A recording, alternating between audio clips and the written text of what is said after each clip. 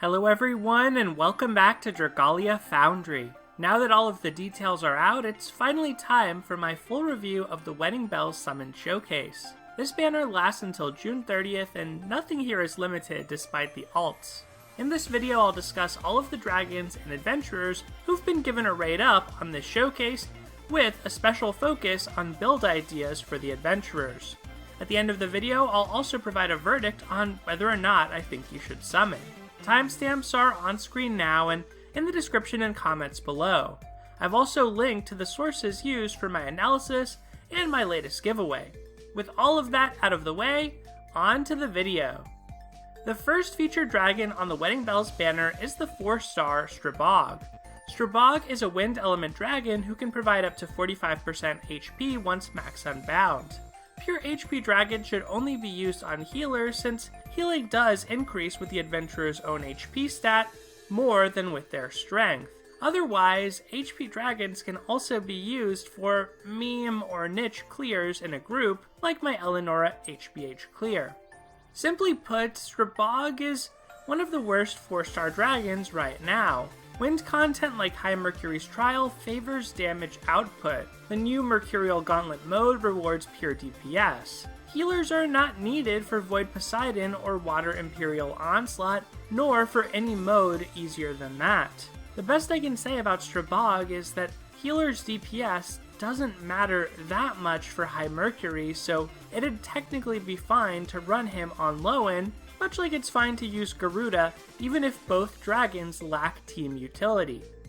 Speaking of team utility, the next featured dragon, Freyja, has a lot to offer. She grants a unique mix of HP and skill haste, plus a fantastic healing skill that provides regen and energizes the team. Her HP boon starts at 20% and her skill haste at 25%, and these increase to 30% and 35% once max unbound. Skill haste becomes better the more of it a unit has, so this dragon is definitely exciting at first glance. Freyja is amazing on healers like Lowen and Wedding Xania, since even with a single copy, she can still energize her whole team through her skill. This makes her a great dragon to hang on to even at 0 unbinds, and that skill gives healers a more meaningful way to increase team damage against HMC during break. More broadly, though, it's hard to justify Freyja on any attacker simply because it's too big a cost to lose out on a strength aura of 45% or more from dragons like Rock, Long Long, Pazuzu, and Zephyr. Some of the units I looked at despite this were Linyu, Melody, and Silas. Linyu has skill haste in her kit and a timing-based combo between her first and second skill. Freyja could allow Linyu to achieve up to 72% haste on a team with a 15% Boko ability and 14% through the print combo of Heralds of Hinamoto and Jewels of the Sun. This might be just enough for Linyu to use Typhoon Fist 3 times within a single buff from Heaven's Breath. But let's be real, that's pure theorycraft and it would still be kinda bad. Silas and Melody are the more serious contenders. We've talked about this over on the Discord, but it seems like Freyja Melody will not be able to beat Zephyr Melody, even in the scenario mentioned earlier, with a Boko ability and skill haste prints, which themselves would come at the cost of extra buff time. The other thing to point out on Melody is she has a very clean SP break on her skill 1. 2 blade combos already fully charge it, so I also doubt that Freyja would be better than, say, Rock, even if the Energize effect is nice. Silas is the wild card for me, and he may be the one other unit that can use Freyja to good effect. Silas is weakened significantly by the high SP cost on his second skill, Inspiriting Scent. It buffs the team's skill gauge fill rate by 20% for 15 seconds, and applies a random buff to strength, defense, or max HP. This has the potential to be fantastic, but the problem is that it takes more than 6 full lance combos with 4 strikes at the end to fully charge. Silas's first skill, Woodland Spear, takes only 2 combos to charge. With a max unbound bow, Heralds of Hinamoto, and Jewels of the Sun, max unbound Freyja Silas can charge his first skill in 1 lance combo plus a force strike, and his second skill in fewer than 4 such combos. Once that second skill begins, the skill haste buff means future uses can be cast more rapidly, for instance, by ditching force strikes. If he also has the HMC Bane Lance, he can get his S2 engine started in 2 combos thanks to that weapon's skill prep of 50%. And if he has the core weapon Spear of the Northern Cross, you can charge its healing skill in only 4 combos. And even if you don't have an archer in your team comp, the performance is pretty comparable after Sylas's S2 loop starts. On top of this, Sylas also happens to have 13% strength when his HP is above 70%, and Jewels of the Sun grants another 10% under that condition. With no strength aura innate to Freyja, these abilities can help compensate and avoid diminishing returns on strength. All said, this is certainly still hypothetical for me, but at a minimum, I would be excited to test Freyja if I was a Sylas main. I am skeptical that it would surpass Pazuzu for him, but given how unique his buff is, it sure would be nice to see it more often. Ultimately, even though Freyja is an HP dragon and this does reduce her use cases, I think she's still very thought-provoking. She's fantastic for healers and allows them to contribute to team DPS via Energize. She would be great if you're struggling with the Master Challenge battle on this facility event, much like how Phoenix has been used to heal vulnerable AI during past events. She's someone to watch in the future when buff-focused units release. And unlike Stribog, she'd be solid to pick up a single copy of if you do decide to summon here. Now, let's shift gears and discuss the adventurers. Both dragons we've seen favor healers most, and both 4-star adventurers on this showcase fit the bill: Lowen and Xania. Let's begin with Lowen, since he's been given a raid up but is an existing unit. Lowen is a cherished wind healer who made his debut back when A Wish to the Winds first ran last November. His kit is, well, focused on healing and little else. He has skill prep of 75%, bog res of 100%, and recovery potency of 8%, unlockable if promoted. Running 25% or more skill prep on Lowen via weapon or Wyrmprint is common so that he can cast his skills, in particular Winds Protect Us, immediately to start a High Dragon trial. Lowen's first skill, Winds Heal Us, is a standard heal that can cleanse Bog. This makes the lives of your allies more pleasant in High Mercury's trial, where units like Addis and Melody are common despite their freeze res. While Lowen isn't necessary, Bog lasts 45 seconds in that fight, and mistakes can happen, so it is nice to have Lowen around. Cleansing Bog could also come in handy in this facility event. Lowen's second skill, Winds Protect Us, buffs team defense and max HP up to a limit of 30% for the latter. This makes your team incredibly tanky for a short duration, and permanently tanky throughout the quests. The combination of 20% defense and 10% max HP is so potent that Lowen can use this to allow him and his teammates to cheese the entry barriers of High Dragon trials, even off-element ones. In addition to the initial blast being fairly weak, this skill is one of the reasons why it's so easy to enter HMC, and why almost no adventurer of the wind element needs to run the Queen of the Blue Seas Wyrmprint. The downside to Lowen and all healers at the moment is just that there's not a lot of content in which they truly shine. Most High Dragon trial clears, especially in pubs, will use a healer. Many auto battle teams will use healers for reassurance, especially against harder content like Void Dragons or Master Challenge battles. But anything involving manual control, except for High Dragon solos, it feels like healers eventually get outclassed as you power up the rest of your team and hone your iframe skills. The new Mercurial Gauntlet mode kind of epitomizes how much the game favors DPS over healing and survival in its current state. While possible to clear Wind 40 with a healer, it's not really recommended. Because of that, my build ideas for Lowen are designed with High Mercury's trial in mind specifically. If you're feeling ambitious, you could take Lowen to High Midgard Stormer or High Brunhilde's trials, but builds for those, as well as general purpose builds, will emphasize survival and recovery potency more.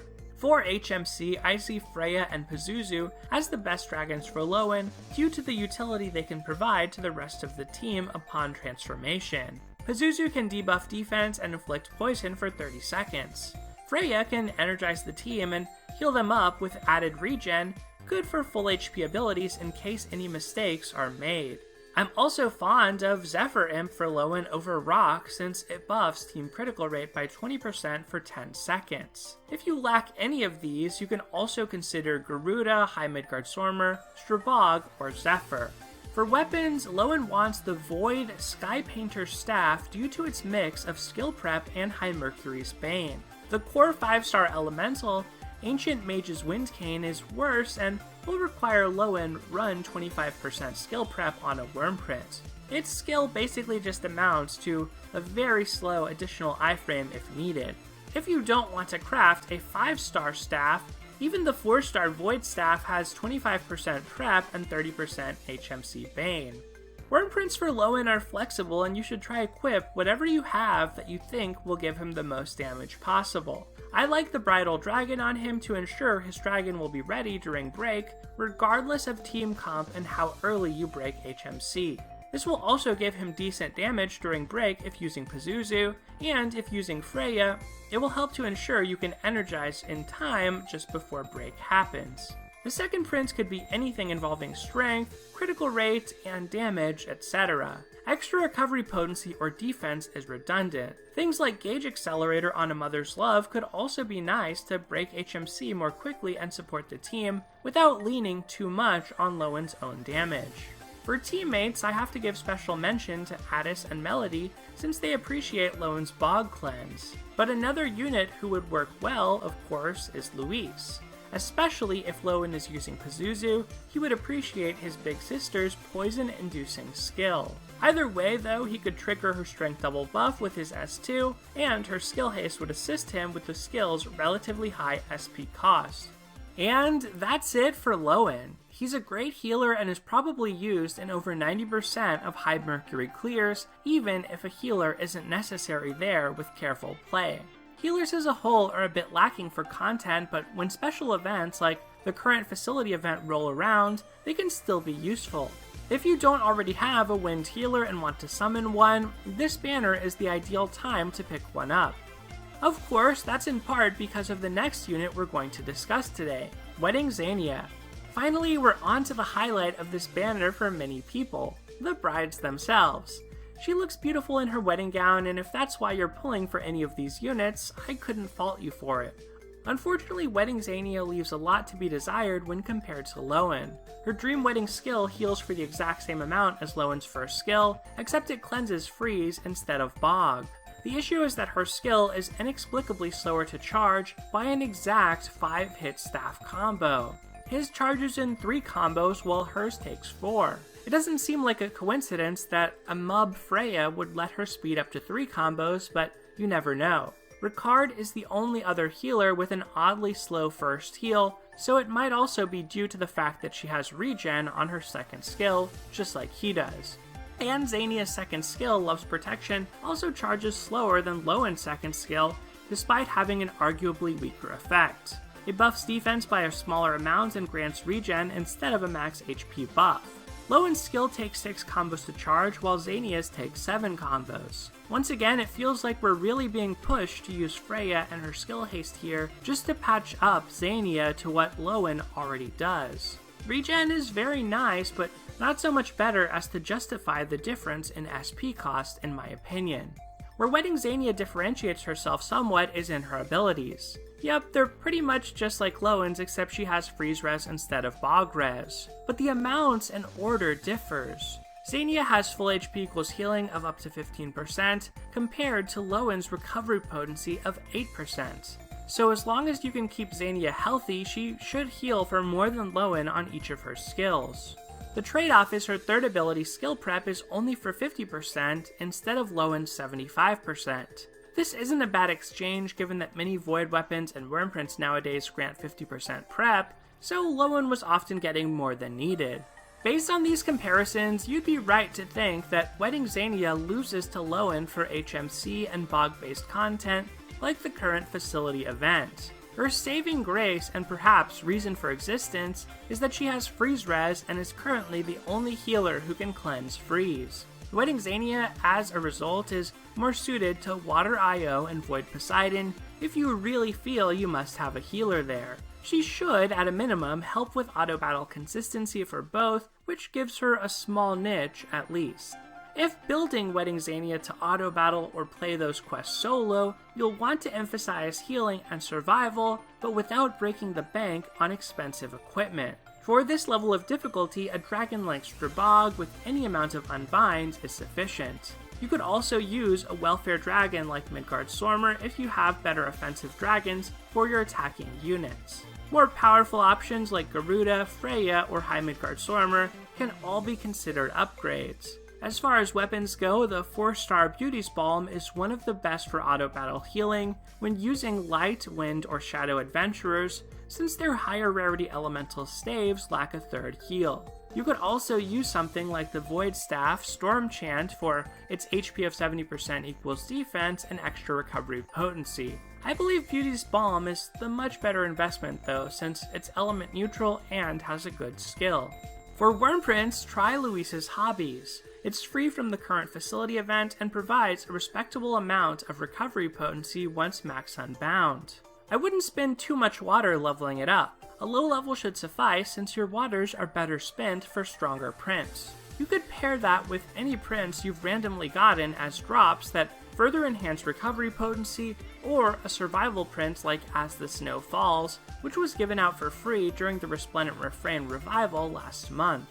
Finally, for teammates, once again I'll mention Addis, but also Maribel. Both of these units can access skill res penetrator weapons for Void Poseidon, and both are good for Water IO. Maribel is a slight liability because she can be frozen, which means she usually requires some decent dodging on behalf of the player. But ultimately, that's what Wedding Xania is there for, to heal her up and cleanse freeze.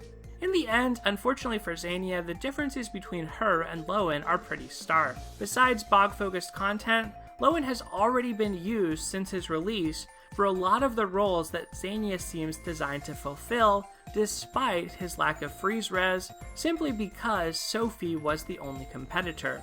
With her slower to charge skills, it seems unlikely that Xania will displace Lowen, except for the waifu factor. You also have to ask yourself what content these days even needs a healer to begin with.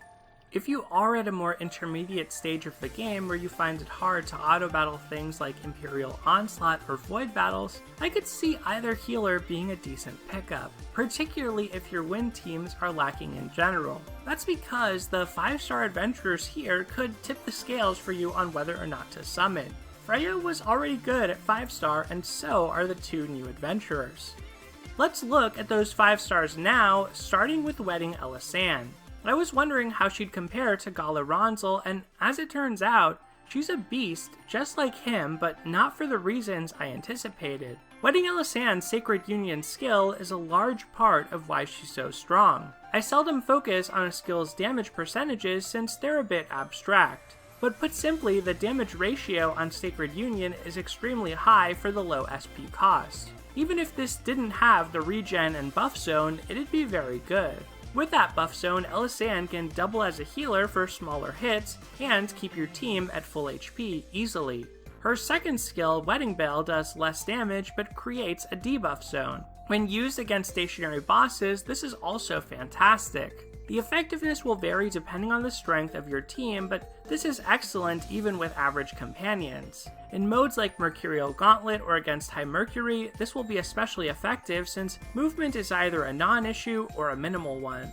It's also worth pointing out that 15% is a higher defense debuff than any other adventurer can perform. Only Silk, a dragon, has a defense debuff of that magnitude. Most adventurers only debuff defense by 5% and some by 10% on a second skill. This is yet another reason why Wedding Elisanne is awesome.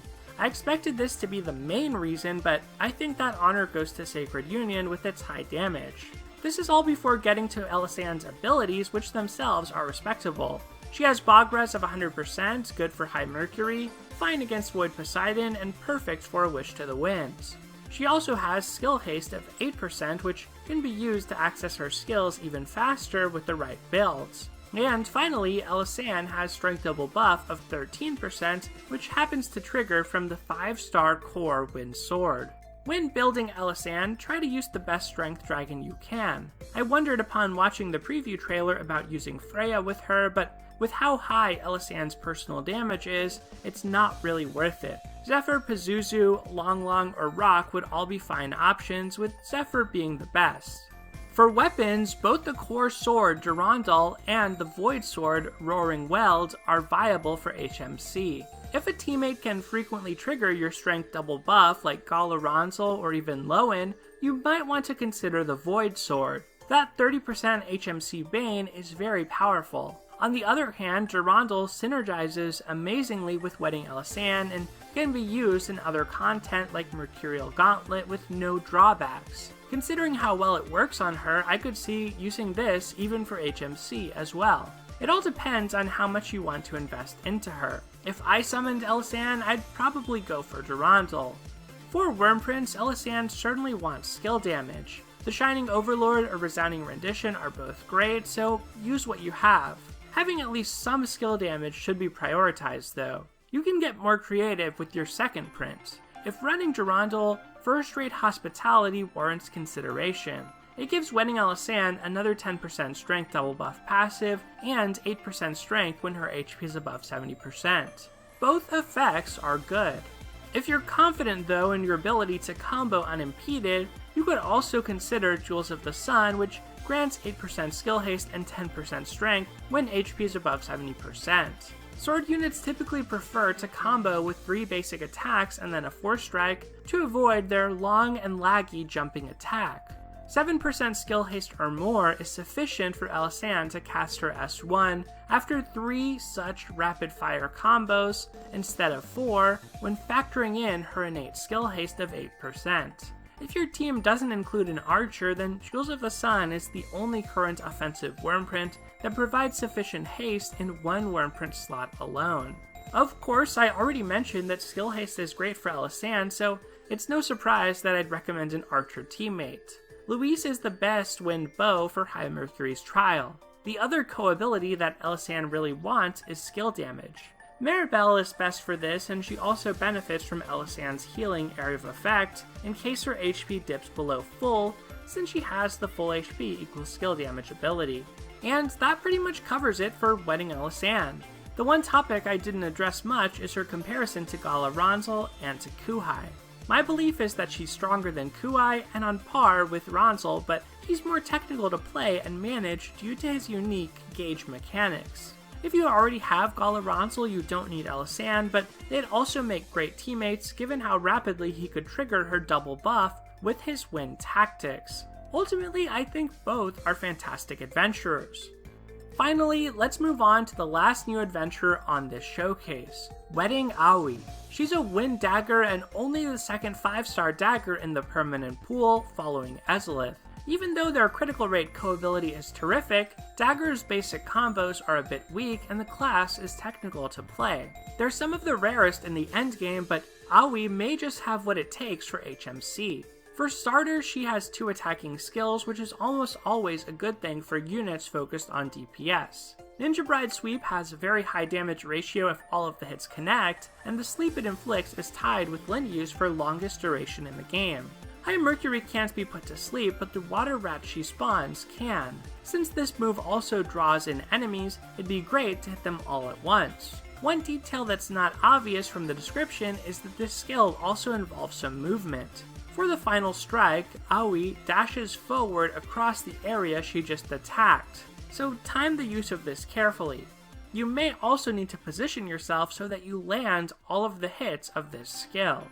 Ninja Bride Sun Shower, meanwhile, deals slightly less damage unless the targets are already asleep. Sleeping foes take extra damage, and either way, the skill also heals all allies for a small amount. This is yet another means of non-healer healing on wind units, which is fairly considerable after this banner. Both moves also hit 5 times in case Aoi is running any Wyrmprints that relies on combo count. Aoi's abilities are Sleep equals Team Strength of 15%, Freeze Res of 100%, and Striking Haste of 12%.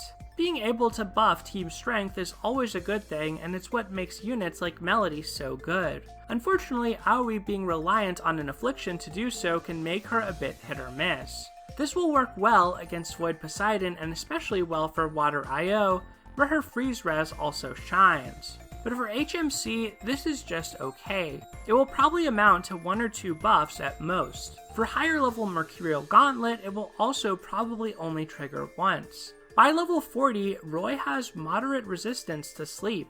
In my own testing, I noticed that by that level he has 80% or more resistance and can only be afflicted once. Striking Haste is the other ability worth discussing. The positive to this is that it's common for dagger units to follow up their regular 5-part combo with a Force Strike.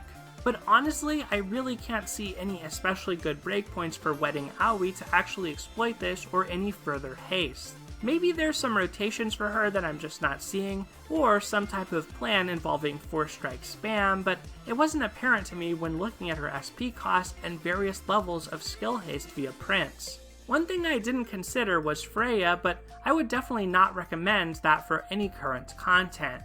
Maybe, and it's a big maybe, something like that could work for a more defensive wave-based mode if one were to release in the future, since large AoE sleep, team buffs, and team healing would all be good things to charge up more quickly. Obviously, that's just speculation and theorizing at this point though.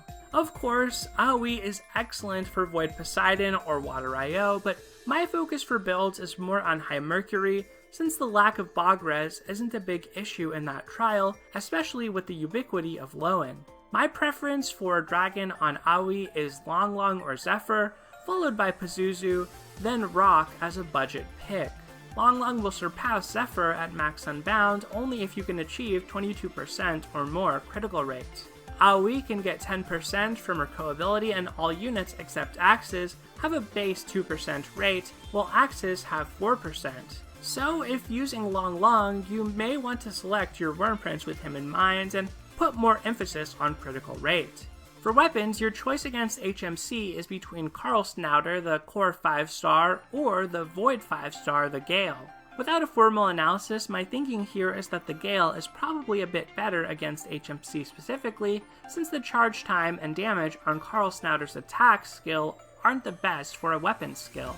Nevertheless, Karl Snouter still has merit since it gives Aoi a 3rd attacking skill and it'd be great for all other game modes. One other unfortunate detail is that there is no skill res penetrator Wind Dagger, which does dampen Aoi's performance against Void Poseidon somewhat. For Wyrmprints, Aoi definitely wants skill damage.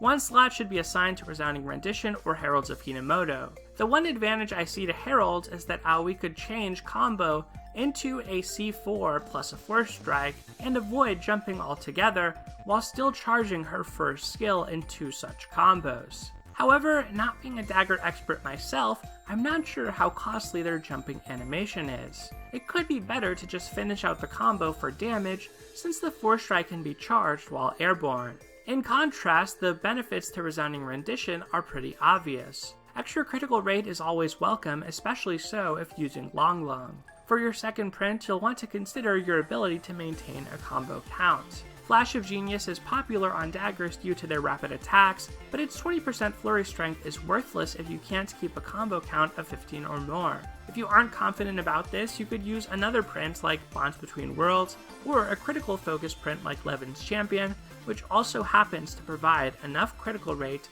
to justify the use of Long Long. Finally, for teammates, there are 2 really obvious units who benefit greatly from Aoi's co-ability, Linyu and Kuhai. Kuhai especially has multiple critical damage abilities in his kit, so he appreciates all of the extra critical rates he can get. Linyu, meanwhile, is one of the few units who already has enough critical rate to fully utilize Long Long optimally, so more critical rate just makes that setup even better. Aoi's critical rate's co-ability can technically allow any unit to reach 22% critical rate, enough for Long Long with the right builds, but it's hard to justify that on other units, considering she won't always be there in co-op. Still, even without Long Long around, her co-ability is a nice contribution to the team. And, well, that pretty much covers it for Aoi. I don't think she's quite as good as Elisanne for endgame content, specifically High Mercury's Trial, and I'm not confident she'll take off in popularity like I expect Elisanne to. Aoi's abilities and skills are at their best in other environments with lots of enemies, but she's still powerful enough that she could do fine in HMC, just like most wind units can these days. So if you're someone who filters by weapon in pubs, consider allowing daggers to see how it goes. She's the hardest unit for me to judge, so see for yourself. Perhaps she'll surprise us both with how good she is. Alright, and with Aoi out of the way, it's time for the verdict. I'm torn on this showcase because all 3 5-stars seem excellent, and Freyja is good even with a single copy. In contrast, the 4 stars are all a bit questionable in my view, especially as the direction of the game right now seems to favor DPS. As we know, 5 stars can be hard to target, so it's hard to justify waiting through weaker 4 stars for a chance at a high value 5 star. But when all 3 5 stars are worthwhile, the odds do improve. The best situation for someone who wants to pull here would be that they're missing Lowen. If you find yourself in that position, and your win team is lacking for the event or level 20 gauntlet, then I could see pulling here for one of the focused units. You'll likely pick up Lowen or Xania along the way, and at worst you could set a rule for yourself like stopping summoning after 1 5-star pull. But if you already have Lowen and powerful wind units like Linyu or Galarantal, or even Addis, it's harder to make the case that this showcase is worthwhile from a gameplay standpoint. If your reason for pulling isn't because you just like these characters and their bridal garb, you may want to think on it before you pull.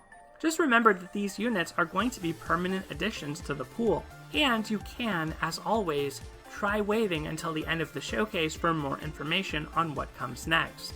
Okay, and that's it from me. If you don't have Lowen, maybe you should dip your toe in if you're also struggling with current wind content. Otherwise, wait or skip unless you must have one of these brides. Of course, I'd love to hear your thoughts, opinions, and ideas on this banner.